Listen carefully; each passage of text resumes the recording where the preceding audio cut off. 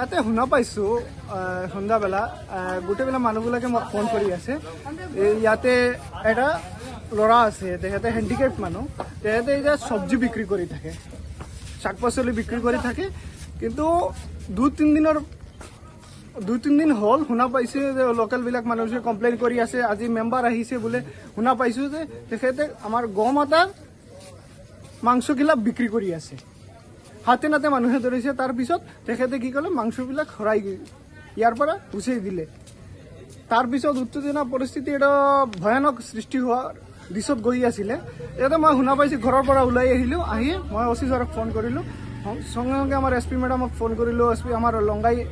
পিপি sir আহিলে I C sir আহিলে আহি গোটেইখিনি আমাৰ পৰিস্থিতি চম্ভালে এতিয়া কি কৰিলে তেখেতে ষ্টেটমেণ্ট ল'লে তেখেতৰ লোৱাৰ পিছত তেখেতে ক'লে কালি 10টা বজাত থানাত উপস্থিত হৈ তেখেতে কি কাৰণে ল'ৰাবিলাকৰ মালটো পোৱা নাই এইটোৰ কাৰণে হাতে নাতে ধৰা পোৱা নাই কিন্তু তেখেতে স্বীকাৰ কৰি আছে ষ্টেটমেণ্টবিলাক আছে তেখেতে ইয়াতে বিক্ৰী কৰিছে যিবিলাক আমাৰ গোমাতাৰ মাংসবিলাক কিন্তু এটা এতিয়া কেতিয়াও অহা নাই আমাৰ এইটো শান্তিপূৰ্বক মানুহ ইয়াতে আমাৰ হিন্দু মুছলমান গোটেইখিনি সমাজৰ মানুহ একেলগে গোট খাই থাকে কিন্তু এতিয়া ফাৰ্ষ্ট টাইম এতিয়া হ'ল বজাৰৰ আৰু এই বজাৰটো আমাৰ অস্থায়ী বজাৰ কিন্তু এইটো বেআইনীভাৱে বজাৰ চলি আছে কিন্তু বজাৰৰ ওচৰত এইটো 2-3টা স্থায়ী দোকান আছে কিন্তু বাকীবিলাক দোকানবিলাক বেআইনীভাৱে চলি আছে কিন্তু এইটোৰ বেআইনী দোকানৰ যে একদম মেইন ৰোডৰ ওচৰত এইটো আমাৰ গোমাতাৰ মাংসবিলাক বিক্ৰী কৰি আছে এইটো আমাৰ আজি গৰিহণা দিছোঁ এইটো আমি কৈ আছো এইটো ভুল কৰি আছে তেখেতে শুধৰাব লাগে আকৌ এইটো ভুল নকৰে যেন মই দেখা নাই যেটো মই শুনা পাইছোঁ এইটো ক'ব নোৱাৰো দেখা পালে মই ক'ব নাম কি আছে কি আলতাফ বুলি কৈ আছে এইটো নিউ মেম্বাৰ হৈছে এইটো নাম শুনা পাইছোঁ বাকী গোটেইবিলাক নাজানো যে মানুহে ফোন কৰিছে আহিছোঁ দেখিছোঁ পৰিস্থিতি বেহাল অৱস্থাত যাব এইটো কাৰণে মই আৰক্ষীক খবৰ দিছোঁ আৰক্ষী আহিছে পৰিস্থিতি গোটেই চম্ভালি লৈছে আৰক্ষী বাকীবিলাক প্ৰচেচিয়ৰ পুলিচে তেহেঁতৰ কৰিব বর্তমানে আর কি সখী হোমর ডিউটি চলে হ্যাঁ সখী হোমর ডিউটি চলে আগামী গতকালকে আমি আর আমার গ্রামবাসী একজন ননদ আমরা একসঙ্গে বাড়িয়ে যেতাম গাড়িয়ে তখন আমি আমার ননদকে বলছি মনিদি আমার তো ভাঙতি নাই মাত্র 500 টাকার নোট দেখিলাই দোকান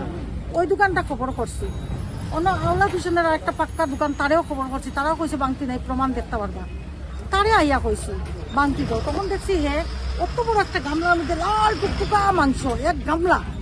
তখন কইছি ভাই এটা কিতার মাংস কইছে না দিদি এটা তো মুরগি ওরম কইছে আমি দেখিও লগে লগে আর রেকর্ড করছি না কারণ আমার সময়টা খুব কম ডিউটির কারণে আইছে ও কইছে 500 টাকা ভাঙতি নাই আমি বললাম ফরাই মধ্যে এটা করাই কিতা বলে সানা বুনিয়া মাইসা খাইতা বলে এটা মুরগির মাংস কই দেয় বা আমার তো কিলা লাগে কই আমি আর তার লগে ভাই কিচ্ছু মারছি না আমাকে আমি গাড়ি করছি ডিউটি গেছে দিয়া আজকে ও মাত্র ডিউটি থেকে আমি আইসি করো খালি আওয়ার পরে আমার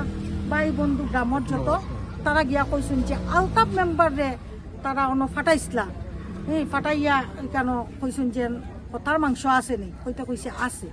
লগে যে আমরা বিজেপির কতটা ছেলে আছে আমরা গ্রামর তারা যে পিছে আছে হে বুঝতে পারছে না আছে কইয়া খালি প্লেটটা ধরতেও তখন আমরা বিজেপির যত ছেলেরা আছে বা গ্রামের ছেলেরা আছে তখন তারা পাকড়াও করছে